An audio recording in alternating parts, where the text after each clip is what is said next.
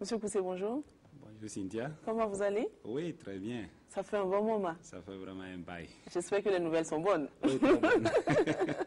C'est juste le professionnel qui vous a un peu éloigné de notre plateau? Oui, le professionnel et puis un peu le social. Un peu le social, d'accord.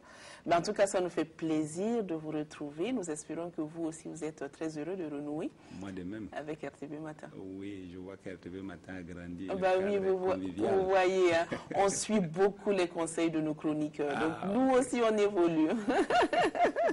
Ben voilà, on dit. C'est un cadre pour être heureux. C'est vrai? Oui, tant mieux. Oui. Voilà, la production, la direction générale, tout cela qui œuvre à la bonne marge de RTB Matin, je pense qu'ils seront contents d'entendre cela. Parce que c'est vraiment notre objectif. Que tous ceux qui passent sur notre plateau se sentent heureux, se sentent bien et qu'ils puissent passer le message comme il faut à nos télématinaux qui sont donc de l'autre côté devant leur petit écran. C'est un partage, c'est une communion à RTB Matin. Ça fait plaisir, Monsieur Koussé. Quand on a des compliments comme ça en début de semaine, voilà, la semaine est gagnée. C'est un punch. C'est un punch, comme vous dites.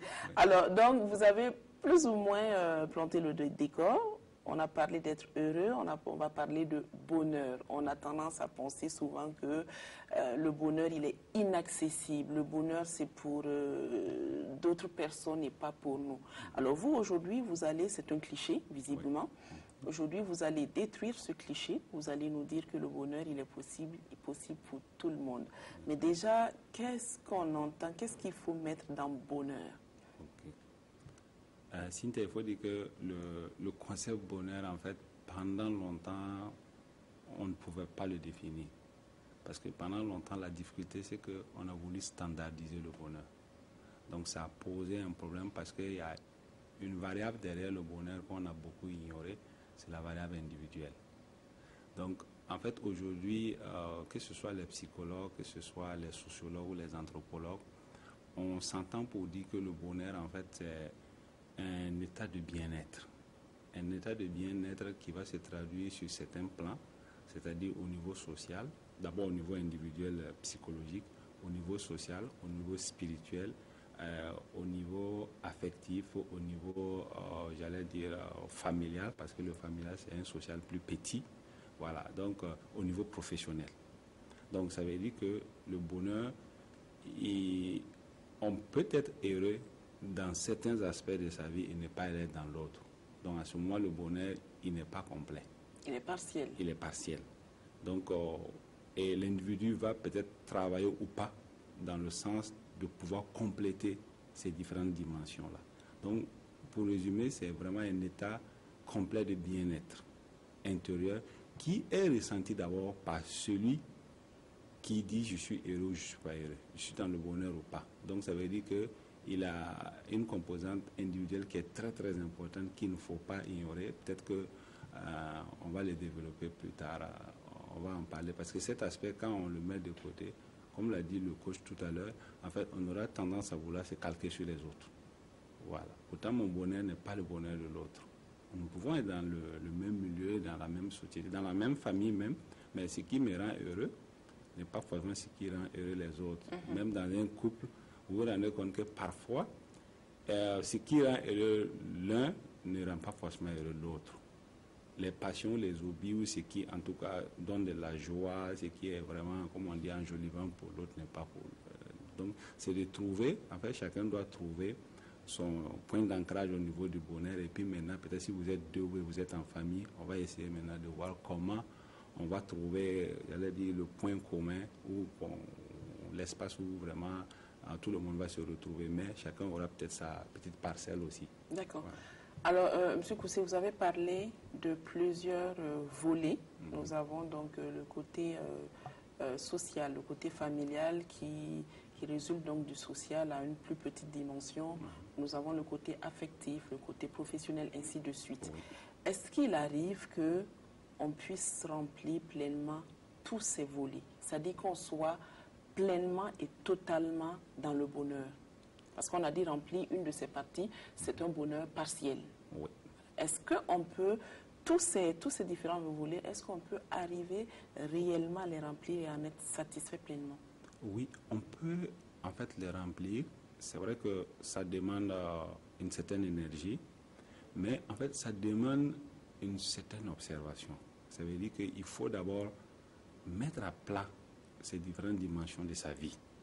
Vous dire, ah, est-ce qu'au niveau professionnel, vraiment je fais un emploi qui me satisfait?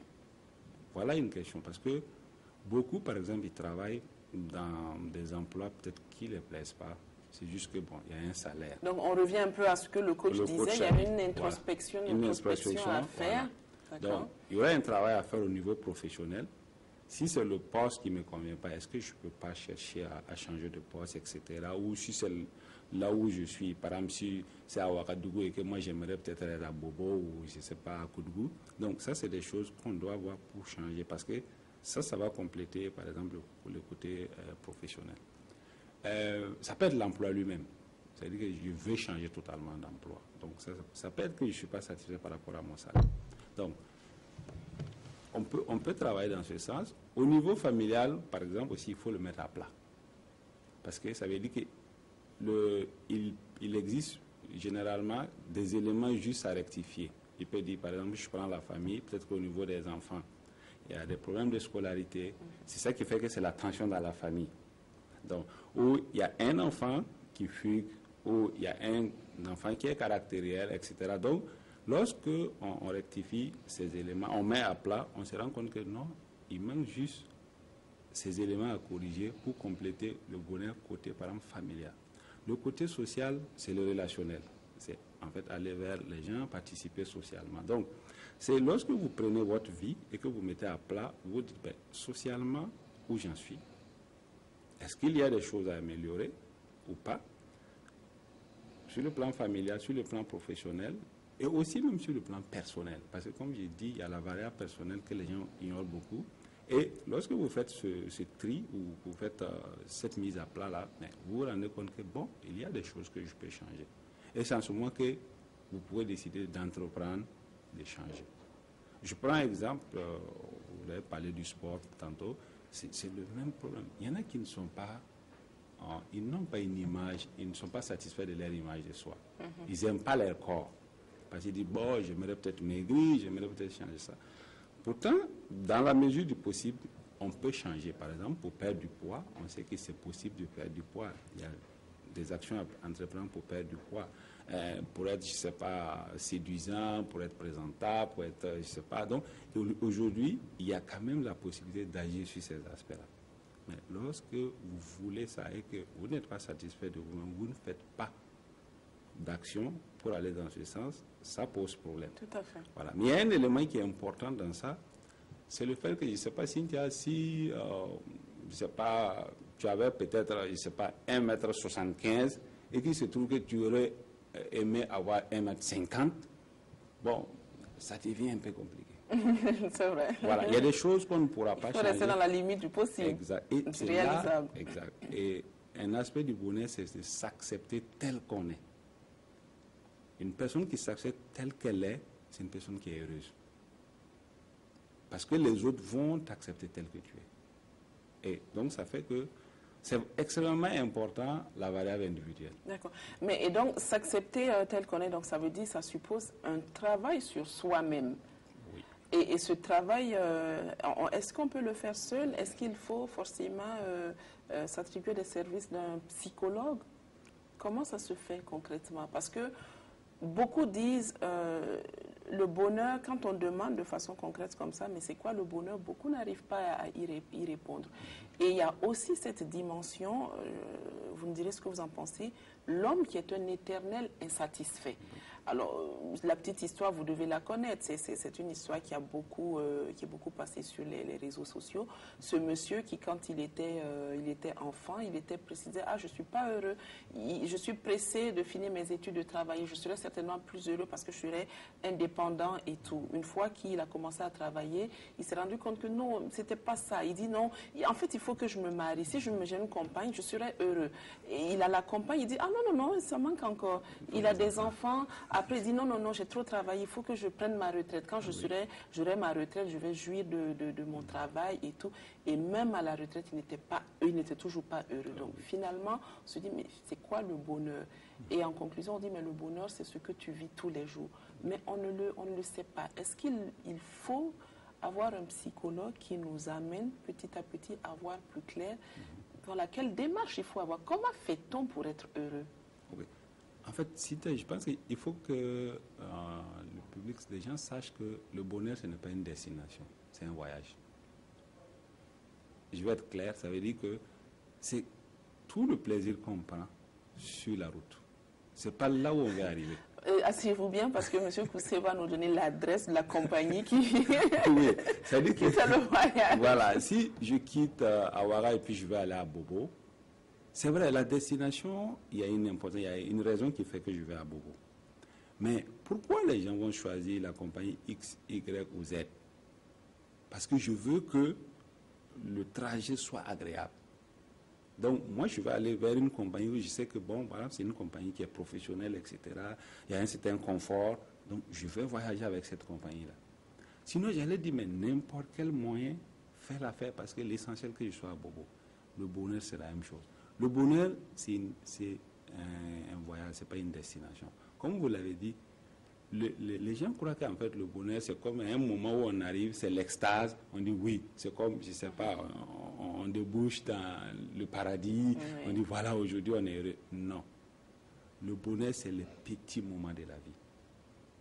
Actuellement, ce que nous sommes en train de partager, ce thème déjà, c'est un bonheur. Mais si nous ne savons pas profiter de ça, ça veut dire que nous passons à côté de l'essentiel. Et un autre élément, c'est que nous sommes aujourd'hui dans une société où les gens ne vivent pas l'instant présent. Voilà la vraie difficulté. C'est quand on ne vit pas l'instant présent, puisque une fois, je pense que c'était le thème sur la gestion du stress, et la vie va tellement vite que nous n'avons même pas le temps, le matin, de sentir le goût du café qu'on est en train de prendre, de manger le sandwich, de sentir le goût du sandwich qu'on est en train de manger, de se rendre compte de qui on croise dans la circulation. C'est-à-dire, on vit un peu comme des robots. Donc, ça fait que vous n'avez aucun temps pour apprécier les petits moments de l'instant présent. Alors, ça me fait penser à cette citation de Sainte Thérèse de l'Enfant Jésus qui disait « Trouver du bonheur dans les plus petites choses de la vie ». Mais, M. Koussé, quand on vous écoute, alors on a l'impression, le bonheur, est-ce qu'il est continu? Parce que visiblement, c'est des choses ponctuelles. Il faut, là, vous avez dit, c'est vrai, c'est du bonheur, on partage du bonheur ensemble, mais cette étape va finir. Est-ce que le bonheur aussi va s'arrêter à cette étape et il faut attendre encore qu'il y ait une autre situation, que j'aille puiser, que j'aille trouver le petit bonheur qui s'y cache là? Est-ce qu'il ne peut pas être vécu de façon continue, de façon permanente, le bonheur?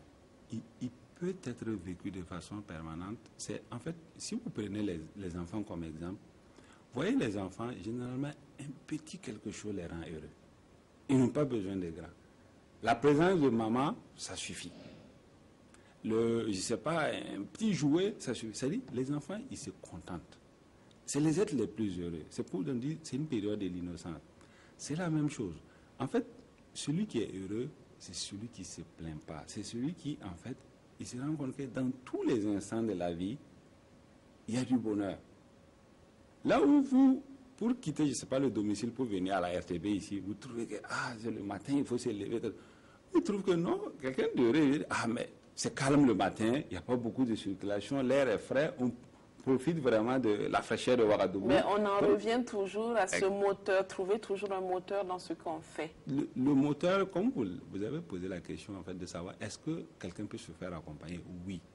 Parce que parfois, comme c'est des petits ingrédients, les gens ne savent pas que parfois les ingrédients sont là pour être heureux, mais il suffit peut-être juste de les mélanger. Exact, pour faire la cuisine. Donc, c'est juste d'attirer l'attention des gens sur ces ingrédients. Je dis, mais moi, quand je reçois en consultation, généralement, par exemple, beaucoup de femmes viennent consulter, surtout pour les questions d'image et de bonheur. Ah oui, les femmes? Beaucoup d'adolescents, surtout les adolescents aussi, qui en fait, sont en construction, donc ont des problèmes comme avec leur image, leur identité, etc. Donc, la question, c'est que je leur demande, qu'est-ce qui est positif dans votre vie et qu'est-ce qui est négatif? Faites comme une balance. Mais quand on se met à citer les éléments positifs de la vie de la personne se rend compte que la case positivité est remplie peut-être 3 ou 4 fois plus que la case négativité. La personne se dit, oui, j'ai une bonne santé, j'ai une bonne famille, j'ai mes parents qui sont là, j'ai un bon boulot, etc., etc. J'ai fait telle étude. Mais c'est le moment de profiter de ça. C'est juste que les éléments sont là parce que vous les avez déjà conçus. Comme dit, les ingrédients sont déjà là. Donc, c'est d'attirer l'attention des gens sur les ingrédients. Par exemple, une femme, il arrive beaucoup, les femmes viennent parce que parfois, il y a comme le mari a des difficultés avec moi, on dit non, j'ai pris du poids parce que, bon, après la maternité, mon mari trouve que... Donc, c'est de travailler à voir qu'est-ce qui, en fait, est dérangeant chez le mari. Oui. Qu'est-ce qui dérange le mari? Est-ce que c'est le fait que vous avez pris du poids? Est-ce que c'est le fait que vous n'êtes plus coquette, etc. Donc, on travaille sur ces aspects. Moi j'ai eu à renvoyer des femmes vers des salons de coiffure, d'esthétique, etc. Je dis, mais il faut peut-être travailler sur tel aspect parce qu'une femme est censée être séduisante, elle est attirante, etc. etc. Donc, ça, c'est des éléments. Peut-être elle dit, oui, effectivement, je n'avais pas le temps de... Donc, vous voyez que c'était juste ces éléments-là qui font que, bon, vous vous rendez compte, non, le monsieur, effectivement, il s'est dit que non, madame s'est délaissée un peu. Et elle-même, quand elle fait un peu ce travail, elle se rend compte, ah oui, il y a un changement. Oui, mais en ce moment, elle le fait pour le bonheur du monsieur et pas forcément pour son bonheur à elle. Oui, mais parce que le bonheur aussi, n'oubliez pas, je parlais de l'aspect social, familial. Moi, je ne peux pas être heureux lorsque moi ou ma conjointe n'est pas heureuse. Voilà. Je ne peux pas être heureux lorsque, par exemple, mes enfants ne sont pas heureux. Ouais. Je ne peux pas être heureux lorsque, par exemple, dans ma grande famille, mes parents, il y a problème. Donc, ça veut dire que je suis obligé de, comment on appelle ça, de quelquefois synchroniser, de contribuer même, parce que parfois, on dit, parfois, je me bats pour le bonheur de mes enfants. Donc, c'est-à-dire, parfois, on est obligé de un peu aussi contribuer au bonheur de l'autre. Ouais. Donc, ça fait que on est obligé de s'ajuster, on est obligé de tirer les autres aussi vers le même niveau de bonheur, vers le même niveau d'enthousiasme que moi. Vous voyez, parfois, je vois parfois des amis, vous allez vous rendre compte que les amis, ils se contaminent, je ne sais pas, les humeurs ou les émotions. Et moi, je peux être quelqu'un de très heureux, je suis avec un ami qui, bon, il est grisonnant, etc. Mais mon enthousiasme va l'amener à être au même niveau, à mordre dans la vie, effectivement, comme moi. Et parce que quelque part, il va vouloir être comme moi. Il va dire, mais le gars, il est tout le temps heureux, il n'a jamais la mine serrée, etc. Donc, il va vouloir se synchroniser sur moi. Donc, ça, c'est les éléments, en fait, ces éléments sont là. Donc, on ne peut pas être heureux seul aussi. Parce que si on vous met seul dans votre espace, vous êtes heureux, voilà, et puis autour de vous, voilà. C'est toujours pas un bonheur complet. On dit, c'est un état complet de bien-être. D'accord. Voilà. Alors, on va terminer, on va pas s'appesantir sur ça, mais je m'en voudrais de ne pas vous poser cette question qui a polémique. Hein. Les avis sont vraiment divergents. Est-ce que l'argent fait le bonheur? L'argent ne fait pas le bonheur, mais l'argent contribue au confort. Parce que les gens confondent le confort et le bonheur. Ça n'a rien à voir. L'argent me permet de résoudre certains problèmes de la vie, d'être dans le confort, je ne sais pas, d'être à l'abri du besoin. Le confort est différent du bonheur. Il y a des riches qui sont malheureux. Il y a des riches qui se suicident. Il y a des familles riches où vraiment c'est le chaos. Donc c'est pour dire que l'argent ne fait pas le bonheur. L'argent contribue à un élément du bonheur qui est le confort, qui est l'aspect matériel. Il ne faut pas le confondre. Voilà, donc ça veut dire que vraiment je préfère être clair parce que les gens disent oui, c'est vrai, on cherche l'argent. Moi, je n'ai pas dit qu'il ne faut pas. L'argent c'est très important dans notre vie parce que c'est comme je dis, ça nous met à l'abri du besoin. Il ne faut pas l'oublier. Ça contribue au confort. Le confort est un élément qui va contribuer au bonheur. Parce que quand je rentre chez moi, je ne sais pas, j'ai une bonne maison et ce qu'il me faut pour manger. Donc, ça va m'amener, ça me prédispose à être heureux. Mais vous avez deux cas. Il y a des riches heureux, il y a des riches malheureux. Voilà. Donc, c'est vraiment qu'il faut faire la part des choses. Comme il y a des pauvres heureux. Et voilà, il y a des pauvres malheureux. D'accord, c'est sur ces notes-là. Donc, on va s'arrêter, Monsieur Koussé. Nous passons vous avoir remercié de ce partage. Merci. On espère pouvoir vous retrouver lundi prochain. Avec si Dieu le veut. Si Dieu le veut.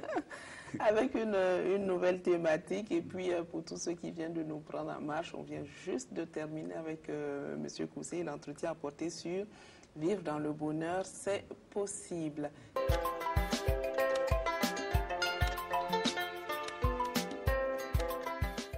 Monsieur Paris, bonjour. Bonjour, Madame Cynthia. Comment vous allez? Oui, ça va très bien chez vous. Ça va très bien. Okay. Toujours très heureux de vous recevoir sur le plateau de RTV Matin. C'est un plaisir pour moi d'être avec vous ce matin. Bravo pour l'effort que vous faites. Nous sommes en fin de semaine. Oui. Il y a le poids de toute la semaine, mais malgré ça, oui. Il y a toujours un peu d'énergie pour venir partager vos connaissances avec nos télématinaux. C'est gentil. Merci à vous. Merci.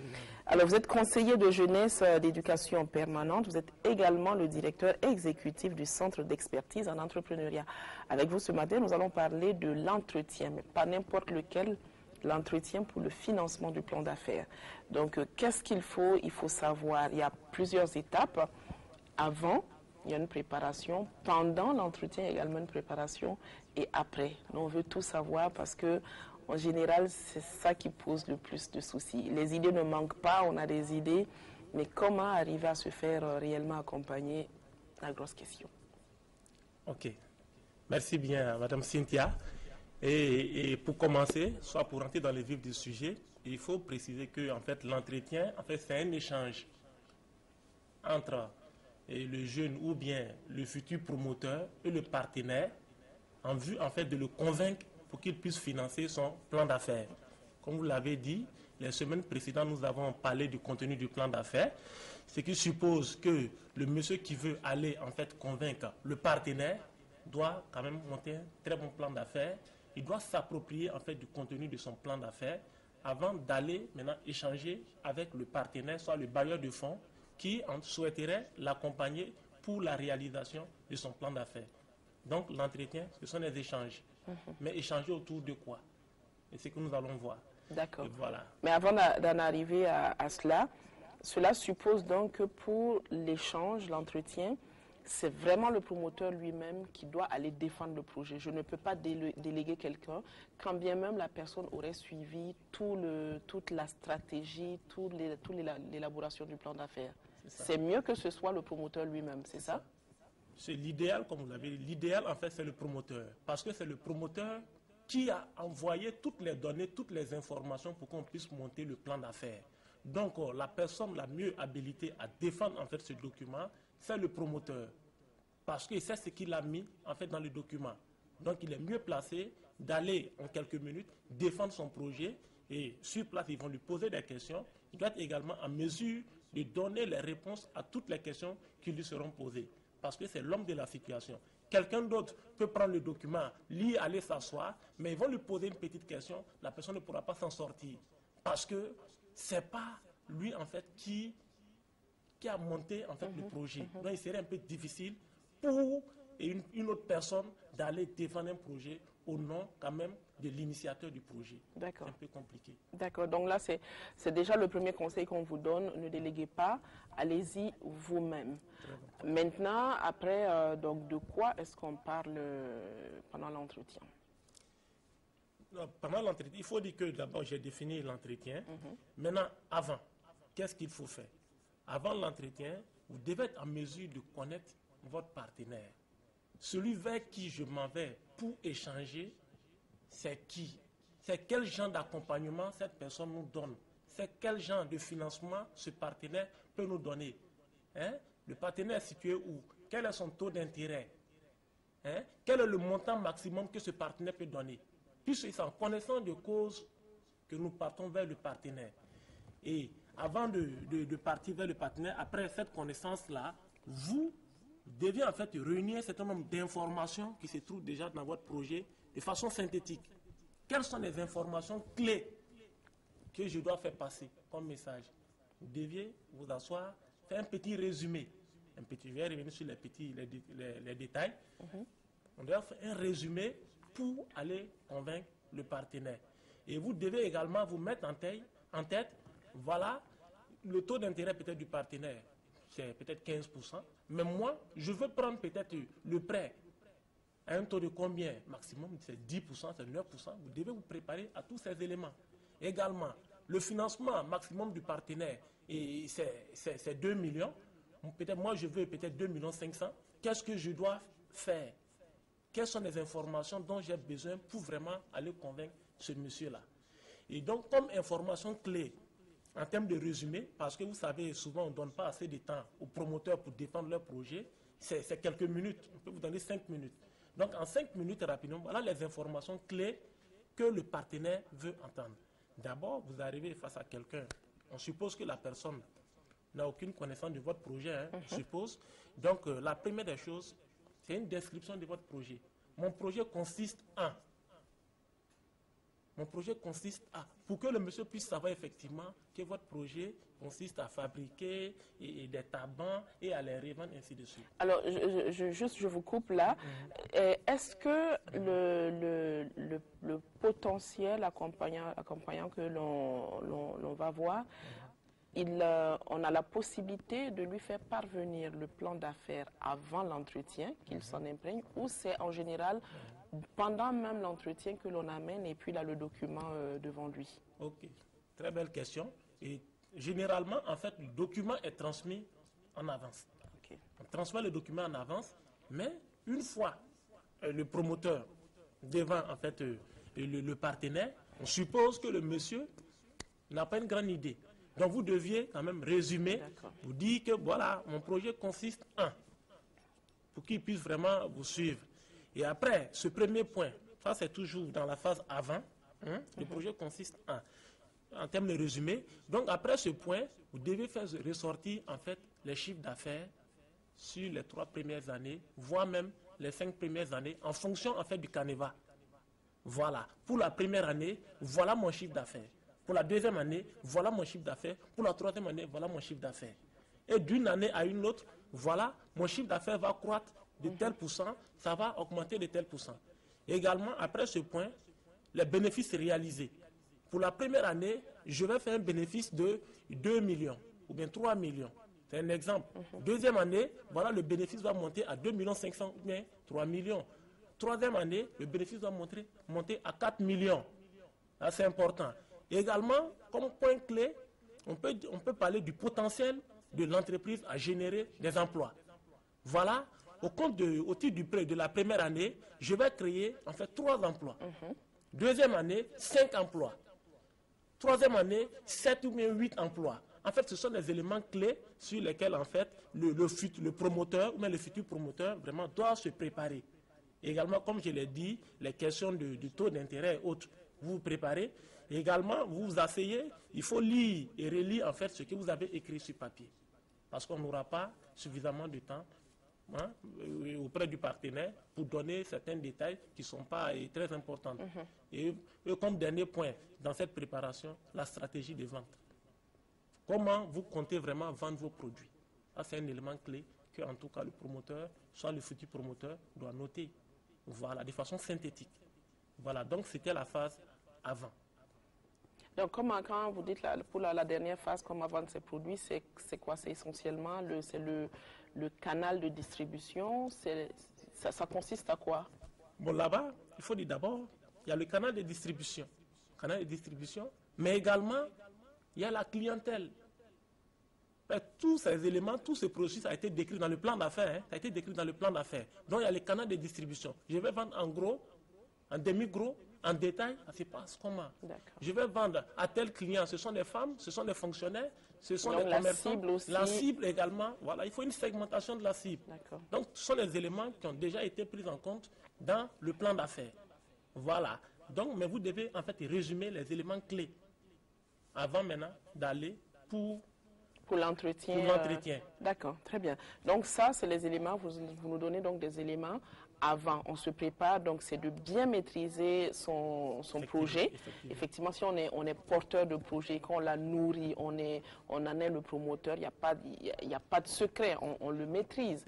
Donc c'est de le maîtriser, mais c'est également de maîtriser le potentiel comment on dit ça, le potentiel à générer. Non, celui qui est censé nous accompagner, Oui. c'est de maîtriser aussi ce qu'il fait, ses conditions. Oui. Et donc, une fois qu'on se retrouve maintenant face à lui, on est pile poil dans l'entretien. Quel comportement, qu'est-ce qu'il faut faire? C'est ça. C'est-à-dire le jour J de l'entretien, avant de partir, vous savez que, bon, on entretient. C'est très bien que, bon, c'est l'aspect communicationnel qui est important, les informations qui sont importantes ici. Mais je crois que physiquement, il faut être quand même habillé de façon décente. Et bien coiffé. Bien coiffé pour un homme, bon, coiffé simplement, comme moi. Voilà. Et au moins, l'habillement, même si vous avez quelques habits, il faut que ça soit bien propre pour aller. Et également, il faut éviter de mettre souvent des parfums, parce qu'il y a des parfums qui peuvent vraiment vous plaire à vous. Soit vous plaît également, plaît à votre peut-être partenaire et autres, mais ce n'est pas évident que ce même parfum puisse plaire en fait au partenaire qui est assis. Oui. Voilà. Donc ça peut quand même le déranger pendant l'entretien. Également, il faut éviter surtout de manger, soit de boire de l'alcool, prendre de l'alcool pour aller. Parce qu'il y a certaines personnes, quand ils savent qu'ils doivent aller défendre un dossier comme ça, de millions, il y a le stress qui est là, bon, ils ont tendance à boire. Se dire que c'est un remontant. Un remontant, pour lui permettre de parler. On a vu même au quartier certains qui disent, moi vraiment pour aller et voir tel partenaire là, il faut que vraiment je boive suffisamment, hein, sinon je ne pourrais rien dire là-bas. Donc c'est souvent sont des erreurs. Parce que tu peux boire, il peut arriver, et tu perds vraiment le fil de tes idées. Et là, c'est pas bon. Et également le piment. Le piment pour certaines personnes, il y a des personnes, quand ils mangent un peu le piment, soit quand ils prennent Yamaku, automatiquement, vous voyez que ça facilite la digestion. Oui, après, voilà. on a la chasse. Voilà, vous voyez. Donc, vous pouvez vous retrouver devant en fait, le partenaire et vous n'êtes pas vraiment concentré. Oui. Parce qu'il y a quelqu'un d'autre qui vous parle à l'intérieur. Vous voyez. Donc, une fois assis, soit on peut dire, vous tapez. Quand vous tapez, généralement, il faut attendre à ce qu'on vous dit, oui, entrez. Et souvent, on commet l'erreur de rentrer directement. Tapez une fois, on vous dit de rentrer, même si on ne réagit pas. On peut taper une seconde fois, et puis voilà, à rentrer. Vous rentrez, quand vous arrivez, il faut permettre au partenaire de vous dire de vous asseoir. Vous allez vous asseoir gentiment, vous le remerciez, et il est là, vous êtes là. On attend maintenant le feu vert du partenaire. Va vous saluer, très bien, vous également, vous allez saluer. Et bon, il vous donne la parole maintenant en 3 ou bien 5 minutes pour défendre votre projet.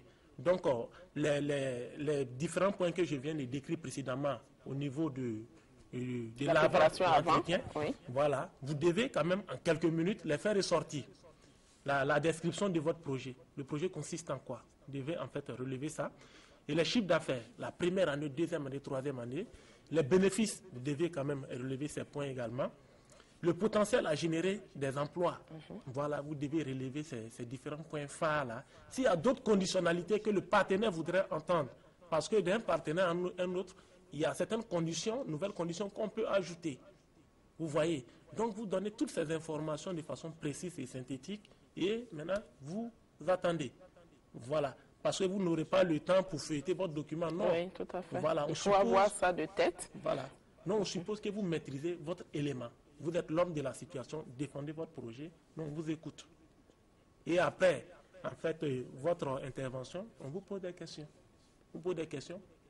Voilà. Sur tout le projet, peut-être que le monsieur, il a très bien lu votre projet, il y a des éléments, il y a des points d'homme quelque part, il vous pose des questions là-dessus. Vous devez être en mesure quand même de le convaincre parce que vous voulez un financement. Alors, à ce niveau, vous avez dit, là, c'est la maîtrise donc, de son projet même. On vient, on le présente en 5 minutes. On a dit qu'il faut aussi pouvoir avoir une bonne connaissance de la structure qui nous reçoit. Est-ce qu'une fois qu'on est assis et que la structure nous donne la possibilité donc, de parler de notre projet, on se contente juste de présenter le projet et on attend les questions, ou bien après la présentation, on va directement, on dit directement au monsieur, bon, moi je suis là parce que je souhaite que votre structure m'accompagne à hauteur d'eux, en faisant ressortir tous les éléments qu'on aurait préparés avant. C'est ça. Puisque le monsieur même va en fait en venir. Quand vous allez finir de présenter autre, le monsieur également va vous dire, vous avez pris connaissance de nos conditions et parce que pour ce genre de projet, voilà le taux d'intérêt, voilà les conditionnalités, ainsi de suite. Et en ce moment, vous avez maintenant le droit maintenant de dire, voilà, pour mon projet, puisque c'est un projet vraiment essentiellement peut-être destiné à la jeunesse. Donc, en fait, ici, mon objectif premier, c'est de créer des emplois. Donc, c'est différent, mon projet est différent des autres projets où vraiment c'est une recherche peut-être permanente du profit.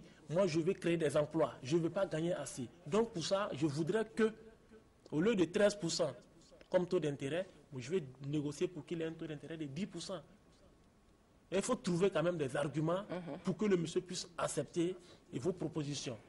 Et le financement total à votre niveau, hein, c'est 2 millions généralement, mais je sais qu'il y a des exceptions dans vos tests. Mais moi, je voudrais quand même pour ce projet-là, que vous me financez à hauteur peut-être de 2 300 000, parce que souvent il y a des exceptions. Ça, c'est un exemple que j'ai pris. Il y a des exceptions. Parce qu'il y a des projets, en fait, si vous partez discuter, le projet c'est un projet de 2 500 000 et on veut vous donner 2 millions. Vous savez très bien qu'avec 2 millions, ce n'est pas évident de démarrer. Moi, je crois que c'est bien vrai qu'on cherche un financement, mais c'est mieux de ne pas accepter les 2 millions. Même si vous acceptez les 2 millions, ce qui suppose que vous allez avoir un fonds complémentaire pour pouvoir boucler en fait le coût total de votre projet. Ça, c'est un conseil. Parce que souvent, quand on parle avec les partenaires, on a tendance à prendre l'argent rapidement parce que l'argent est là. Alors, à ce niveau, est-ce qu'on est obligé de s'adresser juste à un partenaire? Supposons, on reste dans votre exemple, le partenaire, il est prêt à nous donner 2 millions. Moi, j'ai besoin de 2 500 000. Peut-être que je récupère ces 2 millions, mais je continue à chercher. J'aurai un second partenaire qui sera d'accord pour me compléter ou en tout cas me donner un financement qui me permettra de démarrer réellement avec ce dont j'ai besoin. Donc, est-ce que je suis obligée de me contenter d'un seul partenaire ou j'ai la possibilité d'approcher plusieurs... On a la possibilité en fait d'approcher beaucoup de partenaires. Mais il ne faudrait pas seulement commettre peut-être le risque aussi de prendre de l'argent, 2 millions ou bien, je ne sais pas, 1 500 000 alors que le projet est plus que ça, hein, tout en n'ayant pas quand même un recours rapidement pour pouvoir quand même avoir le complément. Parce qu'on connaît l'homme. Parce que tu peux prendre de l'argent, garder par devers toi, et au bout de quelques temps, tu as tendance à utiliser cet argent pour faire autre chose. Mais si vous avez d'autres partenaires, des parents qui peuvent vous accompagner après financement des 2 millions, vous partez les voir, vous leur expliquez votre problème, surtout avec le plan d'affaires. Parce que souvent les parents aussi veulent voir les plans d'affaires et quand vous lui expliquez vraiment la pertinence de votre projet, et rapidement le monsieur serait prêt à vous accompagner. Mais quand on passe à arrêter comme ça, moi j'ai un projet, mais ton projet il est où? Ton projet est dans la tête, mais il faut décrire le projet sur papier. C'est très important. D'accord. Alors, une autre question, M. Paré. On dit souvent, quand on va pour demander un accompagnement financier, c'est toujours mieux, supposons, j'ai besoin des 2 500 000 pour démarrer. On dit toujours, face aux partenaires, c'est toujours mieux de demander bien au-delà, en espérant que on va retomber. J'ai besoin de 2 millions. Je vais aller et je vais demander, disons, 3 500 000. Mais en réalité, je sais très bien que les 3 500 000, je ne les aurai pas. Mais c'est dans l'optique de retomber au moins sur les 2,5 millions ou quelque chose qui s'en approche. Est-ce une erreur en allant? Est-ce qu'il faut que j'aille avec exactement le montant qu'il me faut au niveau du potentiel partenaire, ou bien il faille effectivement gonfler un peu le montant? Ok. Puisque l'idéal, en fait, c'est partir avec le vrai montant. Parce que vous savez, suite à l'étude de marché, vos différents matériels et équipements ont des prix. Et généralement, les partenaires ont des documents qui leur permettent de dire que pour telle machine, voilà le montant minimum, voilà le montant maximum. Pour tel appareil, voilà le montant minimum, voilà le montant maximum. Vous voyez. Donc l'idéal, c'est de partir avec vraiment ce qui est connu. On peut peut-être mettre une marge, voilà, mais il ne faut pas en fait exagérer. Il ne faut pas exagérer. Sinon, ce que vous dites effectivement, il y a certains qui l'ont fait. Ils l'ont fait et effectivement, au lieu de 3 500 000 demandés, on leur a donné même 2 millions. 2 millions, et c'est avec les 2 millions, ils ont réajusté le projet, ils sont allés en fait réaliser. Vous voyez, même généralement, ceux qui demandent les 2 500 000 sur la base en fait des chiffres réels, les 2 500 000, souvent on les donne moins. Mais il faut que vous vous mettez en tête qu'avec les 2 millions là, moi je peux réajuster mon projet. Au lieu de vraiment de payer assez de matériel, d'équipement, du coup, je vais réajuster mon projet pour pouvoir commencer encore tout petit. Ce sont les choix.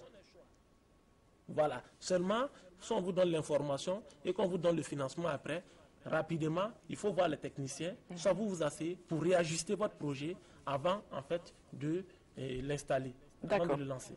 Très bien. Maintenant, on va en arriver à la phase finale, après. Qu'est-ce qu'il faille faire après? Supposons j'ai eu le financement, ou même, je peux ne pas l'avoir, hein, je ne l'ai pas eu, qu'est-ce qu'il faut faire? C'est ça. Puisque généralement, après l'entretien, bon, vous pouvez partir, peut-être 1 semaine, 2 semaines, 3 semaines après. Bon, on ne vous appelle pas. Il n'y a pas de suite. Mais vous, en tant que futur promoteur, parce qu'un promoteur, c'est quelqu'un qui a la recherche permanente des opportunités, des financements, vous devez en fait quand même relancer. Il faut relancer le partenaire, il faut passer et vous renseigner de temps en temps pour voir ce qu'il y a.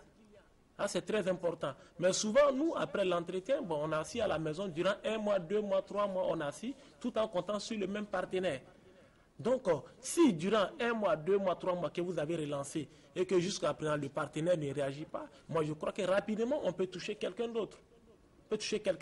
Mais si vous avez la chance et que votre projet a été financé, tant mieux. Voilà, si le projet a été financé, vous devez maintenant suivre votre chronogramme qui est prévu dans votre plan d'affaires. Vous devez suivre le chronogramme pour pouvoir installer votre projet. Dans le cas contraire, si le projet n'a pas été financé, si on vous a dit clairement que votre projet n'a pas été retenu, automatiquement, vous deviez vous asseoir pour faire une évaluation. Pourquoi ça n'a pas marché? Parce que j'ai parlé très vite, parce qu'il y a tel élément qui n'est pas ressorti, ou bien il y a tel autre élément qui n'est pas, ainsi de suite. Souvent, même les partenaires vous décrivent les points de défaillance pendant l'entretien, ou bien les éléments clés qui ne ressortent pas dans votre projet.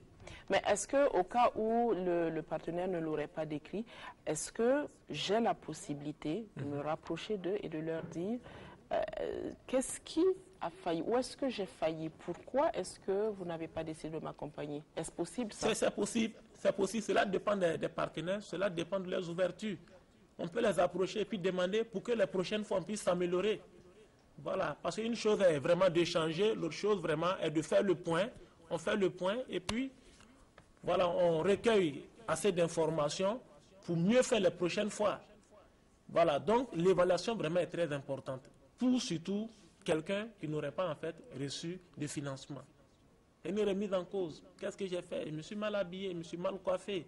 Ou bien c'est parce que je n'ai pas trop mis l'accent sur tel aspect. Parce que d'un partenaire à un autre, quand même, il y a des spécificités. Hein? Il y a d'autres partenaires qui veulent voir des aspects comme le développement durable, l'économie verte. Hein? Dans les projets autres, peut-être c'est ce qui n'est pas ressorti. Voilà, donc ce sont des éléments clés comme ça et sur lesquels vraiment vous devez vous appesantir pendant l'entretien. Voilà, si ce n'est pas bien ressorti aussi, je crois qu'il faut prendre note pour que les prochaines fois, ça puisse marcher. Voilà. Alors, j'espère bien que ce n'est pas hors sujet la question qui suit, ça me vient comme ça de tête. On n'a pas parlé réellement de la présentation même du document qui renferme le projet. Parce qu'on voit souvent, il y en a qui réellement s'appliquent. On voit des documents en couleur où on a une de ces bien relais, c'est vraiment bien présenté. Est-ce qu'il faut le faire le plus simplement possible, quelques feuillets agrafés? Est-ce qu'il faut forcément avoir une couverture en couleur? Voilà, qu'est-ce qu'il faut? Qu'est-ce qui est conseillé? En fait, ce qui est conseillé ici, il faut que le document soit bien présenté. Que ça soit en couleur et autres, là, il faut que ça soit bien présenté. Mais il ne faudrait pas aussi exagérer, en fait, en mettant beaucoup de couleurs. Quand il y a assez de couleurs, à un moment donné, ça devient vraiment... Ça ne sera pas intéressant. Vous voyez. Donc, il faut que ça soit bien présenté. Et la chance pour les jeunes ici, c'est quoi? Très souvent, il y a un canevas qui est là, que le jeune doit renseigner. Le fichier, on lui remet le fichier, et le jeune part pour renseigner. Vous voyez, non, généralement, le document même est bien présenté. Bien présenté, il n'y a pas de souci majeur. Mais quand vous allez imprimer, il faut faire la relue, il faut vraiment que ça soit très bien fait et vous déposez. Parce qu'à certains, quand ils finissent d'imprimer, ils aggravent simplement et pas déposer. Ce n'est pas intéressant. il faut même respecter le partenaire qui est en face de vous. Voilà. Il faut donner plus de crédibilité, plus de sérieux en fait à ce que vous voulez faire. Voilà. D'accord. Et alors, est-ce qu'il y a un, vous me direz, ça dépend du projet qu'on a, mais est-ce qu'il y a un nombre de pages a priori à respecter? Parce qu'on voit souvent des projets, quand on voit même le volume donc, de papier, on se dit, eh ben, il y en a dedans. Alors que parallèlement, on a des projets qui tiennent sur, mais vraiment, 3 fois rien, une dizaine de pages. Est-ce que c'est le seul point qui ressort, c'est la fonction donc du projet, de ce que je veux monter, ou est-ce que c'est parce que dans l'autre où c'est plus volumineux, on s'est vraiment attardé sur les détails? Parce que souvent, on dit, c'est comme du courrier qu'on fait. Plus il est important, on se retrouve avec des feuillets de 2 ou 3 pages. Les gens n'ont pas le temps de lire, c'est assez rapide. Donc on dit, va à l'essentiel. Qu'est-ce qu'il faille faire? Est-ce qu'il faut aller à l'essentiel? Est-ce qu'il faut donner le maximum de détails? En fait, ici, très souvent, on ne permet pas au jeune lui-même de, en fait, donner un plan. En fait, le plan est déjà arrêté, soit le nombre de pages est très souvent arrêté par le partenaire lui-même. Vous voyez, en fonction des informations dont le partenaire a besoin. Donc, c'est sur la base, en fait, de ce nombre de pages-là que le jeune doit monter. Et très souvent, les plans d'affaires, ce n'est pas des gros documents. Voilà, généralement, c'est 10-15 pages. Voilà, maximum. Peut-être, est-ce que vous ne parlez pas peut-être souvent des projets de développement? Parce qu'il y a d'autres projets également, si on veut les monter sur les projets de développement, là, ça peut demander, c'est très volumineux. Donc, il faut parler des différents axes du projet, les différentes actions, les activités, le cadre logique, ainsi de suite. Et après, bon, un plan d'action, ça peut être volumineux. Mais le plan d'affaires, c'est vraiment un document synthétique. Synthétique, au niveau de certains partenaires, mais vous allez voir que c'est 1 à 2 pages, en fonction des informations que ces partenaires veulent. Mais, très souvent, quand c'est 1 à 2 pages, ça ne permet pas, en fait, aux partenaires, aux techniciens, d'apprécier, très souvent, la pertinence de la chose. Ça ne permet pas. D'accord. Alors, Monsieur Paré, c'est un plaisir de vous recevoir une fois de plus sur le plateau de RTB Matin.